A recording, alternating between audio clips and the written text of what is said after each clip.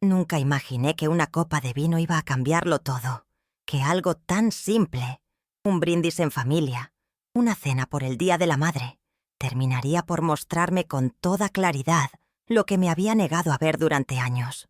Yo pensaba que las cosas frías que sentía eran parte de la edad, de la distancia emocional que a veces ocurre entre madres e hijas. Pero no. Esa noche me di cuenta de que el problema no era el tiempo ni la costumbre.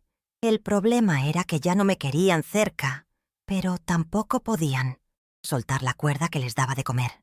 Celina me mandó un mensaje una semana antes. Corto, seco. Cena en casa este jueves a las 6, Día de la Madre. Sin saludo, sin cariño, sin una llamada previa como solía hacer cuando era más joven. A pesar de eso, me ilusioné. Pensé que tal vez quería reconciliarse, que la distancia que venía poniendo entre nosotras podía revertirse. Horneé sus galletas favoritas, esas de limón con azúcar glacé que tanto le gustaban cuando era niña, y las llevé en la misma bandeja que ella me había hecho en 3er grado. Me presenté en su casa con el corazón apretado pero esperanzado. Todo estaba perfecto, demasiado perfecto. Las velas, la música suave, el mantel planchado sin una sola arruga. Celina estaba maquillada como si tuviera una reunión importante, y Germán, su marido, tenía esa sonrisa que me parece falsa desde la primera vez que lo conocí. Me ofreció un cóctel rosa, servido en una copa de cristal muy fina. Me lo acercó diciendo, «Por ti, Leonor», como si eso lo volviera especial. Lo tomé, pero no lo probé. Había algo en la forma en que me miraban, en el silencio de fondo, en cómo Celina no quitaba los ojos de mis manos. Algo no estaba bien. Y fue ahí cuando lo supe. No me pregunten cómo, pero lo supe. Que esa bebida no era solo un detalle elegante, que había una intención detrás. Algo me decía que si tomaba de esa copa, perdería mucho más que una noche en familia. Así que esperé el momento justo, cuando Germán miró hacia la cocina, y Celina se giró para acomodar los platos, y cambié discretamente mi copa por la de él. Ni una palabra, ni una mirada. Solo lo hice, y luego me senté a la mesa como si nada, como una madre más en su cena de homenaje, pero con el estómago en alerta y el alma en guardia. La comida comenzó con esa conversación superficial que uno espera en estas fechas, que si la urbanización está creciendo, que si Isel, mi nieta, está pensando en estudiar medicina, que si las vacaciones tal vez sean en Europa. Pero yo ya no escuchaba como antes, no con cariño. Estaba en modo auditoría, como cuando revisaba balances en la oficina.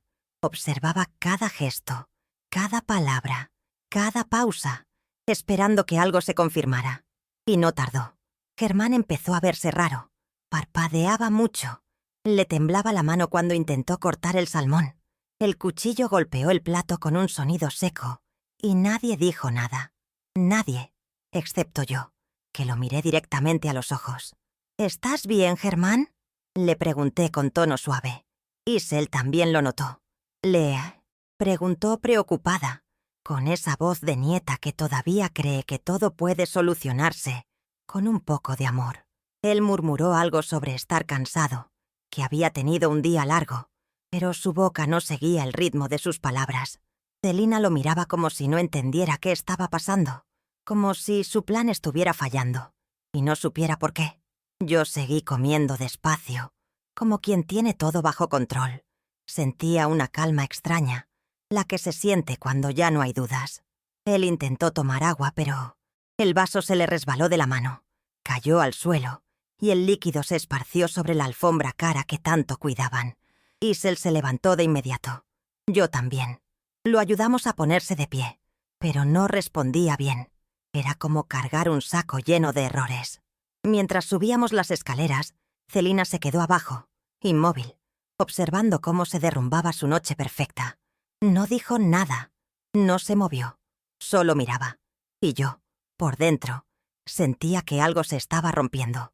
No en mí, sino en ellos, en la idea que tenían de mí. Ya no era la señora callada que mantenía la casa a flote desde las sombras. Ahora era otra cosa. Cuando volví a mi casa, lo hice en silencio. como tantas veces. Pero esa noche no era como las otras. Cerré la puerta despacio, colgué mi chaqueta y fui directo al escritorio donde guardo mis documentos más importantes. Saqué la carpeta roja, la que tenía guardada desde hacía más de 15 años, y la puse sobre la mesa con cuidado. Esa carpeta no era solo un montón de papeles, era la prueba de todo lo que había hecho por esa familia. Cada recibo, cada transferencia, cada pago que nunca se agradeció. Ahí estaba mi vida entera como madre, como mujer, como sostén. Esa noche, por fin, entendí que ya era hora de hacer algo. Llamé a Julián, mi asesor, desde el teléfono fijo. No quería hacerlo por celular. Esas cosas se tratan con seriedad. Cuando escuchó mi voz, supo que algo grave había pasado. No hizo falta explicar mucho. Le pedí que activara la cláusula del fideicomiso de mitos metietsostoe. Celina, que se suspendieran todas las transferencias. Hipoteca, gastos del hogar, matrículas, todo. Menos el fondo educativo de Isel. Ese debía seguir intacto, directo al colegio, sin pasar por las manos de sus padres. Hubo un silencio breve. Luego, Julián confirmó que todo se gestionaría al día siguiente. Yo solo respondí con un «gracias» y colgué. Me serví un té y me senté en la cocina con una sensación nueva, la de estar haciendo lo correcto. Al día siguiente, a las 9:15, me llamó una mujer del banco. Voz seca, tono corporativo. «Señora Beltrán, el pago de la hipoteca no se procesó este mes. ¿Podría indicarnos una solución?». Le contesté sin levantar la voz. «Ya no me ocupo de esos asuntos». Silencio. «¿Y cómo podríamos contactar a los titulares del inmueble?». «No tengo cómo ayudarla». Y colgué. A las 10:40, el celular vibró. Era Germán. Sonaba apurado. «Leonor, hubo un problema con el banco. Parece que se cerró el fideicomiso. ¿Sabes algo?». Le respondí. «Sí, lo cerré yo». Silencio. «No podés hacer eso. Contábamos con ese dinero». Y ahí fue cuando solté lo que llevaba años callando. No contaron conmigo cuando intentaron drogarme para grabar un video ridículo. Ahora contá con vos mismo. Al mediodía apareció Celina. Tocó la puerta como una niña desesperada. Tenía los ojos hinchados, el pelo desordenado. «Mamá, ¿qué estás haciendo?», me preguntó con una voz que temblaba, pero no de tristeza, sino de miedo. Le contesté con la misma calma con la que le enseñé a leer. «Estoy tomando control de mi dinero, el mismo que vos usaste para sostener tu estilo de vida mientras me ignorabas». Se puso a llorar. «Vamos a perder la casa». Y yo solo le pregunté, «¿Qué querés que haga? ¿Seguir pagando para que me sigas despreciando con elegancia?». No dijo nada. Solo bajó la mirada como alguien que por fin entiende que las acciones tienen consecuencias. Esa misma tarde, Isel tocó el timbre. Venía con su mochila al hombro y una expresión seria. «Hola, abuela. ¿Puedo quedarme acá esta noche?». Le dije que sí, sin preguntar nada. Entró en silencio, dejó la mochila en el sofá y se sentó en la cocina, donde tantas veces la ayudé con las tareas. «Mamá y papá no paran de pelear. Gritan por el dinero, por la casa, por vos. Dicen que arruinaste todo». La miré sin apurarla. «Pero yo estuve ahí, abuela. Yo vi lo que pasó. Quiero saber la verdad». Fui hasta el escritorio. Tomé la carpeta roja y la puse frente a ella. Le mostré cada recibo, cada transferencia, cada matrícula. Durante 15 años pagué todo eso. Cada mes. Con trabajo. En silencio. Isel revisaba los documentos con las cejas fruncidas. Le señalé con el dedo su matrícula del colegio, las facturas del seguro médico, hasta los recibos de las vacaciones que tanto recordaba. «También abrí un fondo a tu nombre», le dije. «Ese nadie lo puede tocar. Está ahí para cuando vayas a la universidad, estés con quien estés». No dijo nada. Solo seguía pasando las hojas con cuidado, como si estuviera viendo otra versión de su historia, una que nunca le habían contado. «¿Todo esto lo hiciste vos sola, abuela?», me preguntó bajito. Asentí, sin decirle a nadie, solo porque quería que estuvieran bien, pero ya no más. Se quedó callada un rato largo. Luego dijo algo que me partió el alma. «Pensé que papá ganaba mucho dinero. que mamá era exitosa con su negocio. Nunca imaginé que eras vos la que sostenía todo. Le acaricié la mano. No eran ricos, mi amor. Eran financiados. Y yo era la que firmaba. Los cheques, asintió lentamente, como si necesitara tiempo para procesar que su mundo no era lo que parecía. En ese momento, entendí que no todo estaba perdido, que al menos una parte de mí sí había dejado huella, que alguien había visto. A las 6 en punto tocaron el timbre, como si la puntualidad pudiera salvar lo que venían a hacer. Celina traía una orquídea blanca envuelta en celofán. Germán, una botella de vino que seguramente ya no podían pagar. «Gracias por recibirnos, mamá», dijo ella, dándome un abrazo que no sentí. «Buenas noches, Leonor», añadió él, mirando de reojo a Isel, que los observaba desde la cocina. «Pasen, la cena está servida», respondí sin emoción. Habíamos preparado algo simple: pan fresco, pollo al horno y vegetales del jardín. Nada de platos sofisticados ni vajilla cara. Solo lo necesario, solo lo verdadero. Nos sentamos a la mesa. El ambiente era tenso, pero nadie decía nada. Hasta que Celina habló. «Queremos empezar esta cena con una disculpa». Dejó la orquídea sobre la mesa como si fuera una ofrenda. «Una disculpa sincera», añadió Germán tomándole la mano. «Por lo de aquella noche. Fue una terrible decisión. Los miré fijo. Fue una traición», les dije. «Una puesta en escena para exponerme como si fuera un chiste». Celina bajó la mirada. «No era nuestra intención». «¿Y la cámara en la encimera? ¿Y las copas tan estratégicamente servidas?» Silencio. Nadie respondió. No hacía falta. «Reconocemos que fuimos desconsiderados», dijo Germán con esa voz que siempre me pareció más de vendedor que de esposo. «Y también que dependimos demasiado de tu apoyo. Eso no es una confesión, es un inventario», respondí mientras cortaba un pedazo de pan. No estaba enojada. Estaba en paz, como si por fin hubiera dejado de mendigar cariño donde solo había conveniencia. «Queremos arreglar las cosas», dijo Celina, y una lágrima perfectamente medida le bajó por la mejilla. «Volver a empezar. ¿Antes o después de que el banco ejecute la hipoteca?», pregunté sin levantar la voz. El silencio se hizo más espeso. Solo se escuchaba el tic-tac del reloj de la cocina. Entonces, Celina bajó la guardia. «Mamá, te necesitamos». Me incliné un poco hacia el centro de la mesa. «¿Querés que vuelva a pagar para que puedan seguir ignorándome?». Germán tragó saliva. «No se trata solo del dinero». Lo miré con calma. «Entonces, ¿de qué se trata? ¿Del show? ¿Del estatus? ¿De la comodidad de tenerme como respaldo sin tener que mirarme a la cara?». «Nadie», respondió. Isel seguía en silencio, pero no apartaba la vista. Sus ojos se movían de uno a otro, como si midiera la distancia entre lo que decían y lo que realmente sentían. Cuando Celina intentó recomponer la escena, fue Isel quien habló primero. «¿Y qué vas a hacer si abuela no vuelve a pagar?». La pregunta cayó como una piedra en medio del plato. Celina la miró como si no pudiera creer que su hija le hablara así. «Isel, esto no es asunto tuyo». «Sí lo es», respondió con firmeza. «Esta casa, mi colegio, las vacaciones, todo eso también era parte del show. Yo también fui parte de una mentira». «No digas tonterías», respondió Celina perdiendo la compostura. «Soy tu madre. ¿Y eso justifica lo que hiciste? ¿Dopar a tu mamá por una broma? ¿Mentirnos durante años?». Celina se quedó muda. Buscaba una defensa que no encontraba. Germán seguía callado, como si supiera que cualquier palabra suya solo iba a empeorar las cosas. Isel se levantó. La lámpara colgante proyectaba su sombra contra la pared, como si tuviera 10 años más. «Abuela, si está bien contigo, me quiero quedar acá esta noche.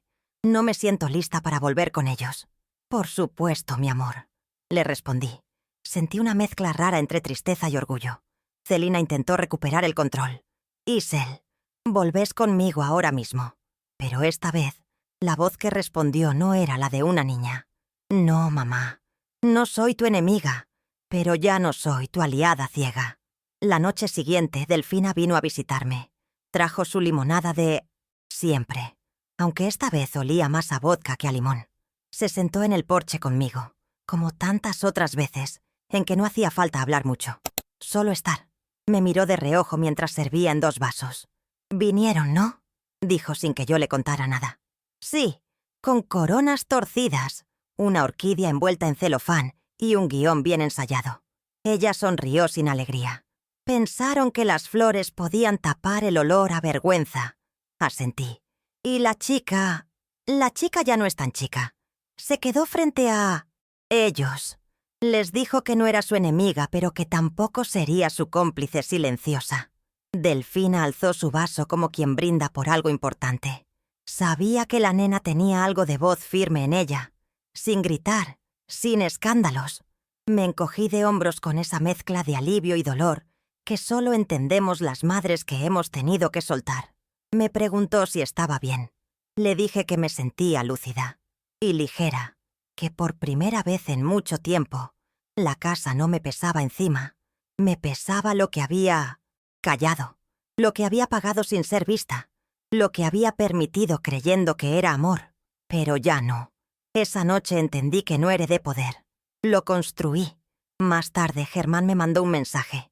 Decía que estaban hablando con abogados, que esto no podía quedar así, que había implicancias legales. No le respondí. ¿Para qué? Ya lo había dicho todo con una firma. Si se lanzaban con demandas, yo tenía cada documento, cada recibo, cada correo. Podía presentar un archivo más detallado que el de cualquier contador del país, porque nunca fui una madre cualquiera, y mucho menos una mujer cualquiera.